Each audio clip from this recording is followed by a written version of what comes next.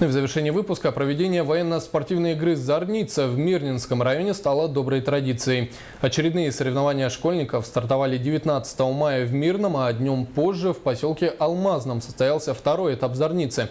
В этом году за победу боролись 15 команд из разных школ Мирнинского района, рассказывает Анна Винокурова. Второй день военно-спортивной игры «Зорница» стал самым интересным как для участников, так и для организаторов. В течение всего дня в поселке Алмазный участники преодолевали полосу препятствий, а также выполняли боевые задания. Заключительный этап игры «Зорница» участники провели как настоящие армейцы в военно-полевых условиях. Они жили в палатках, разводили костры. Специально для них работала полевая кухня, которую организовали повара школы номер 4 поселка Алмазный.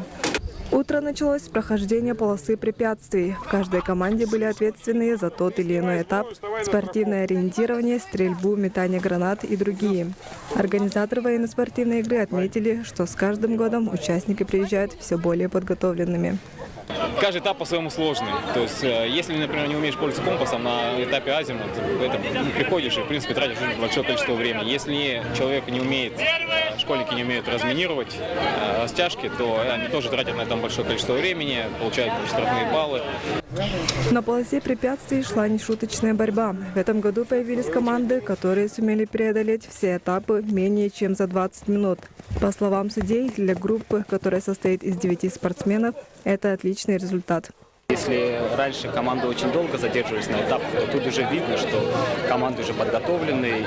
В упорной борьбе соревновались 15 команд. Победителями стали учащиеся школы номер 26. Очень супер напряженная гонка, столько много эмоций у нас, столько много конкурентов, все команды очень сильны, но все-таки мы лидеры, и это очень нас радует. Уступив несколько баллов, на втором месте оказалась команда школы номер 12. Бронзу же взяли юноармейцы из Айхала, команда школы номер 23. Все победители и призеры награждены денежными сертификатами, памятными медалями и кубками. К следующей военно-полевой игре «Зорница» школьники обещают основательно подготовиться, чтобы показать еще более высокий результат.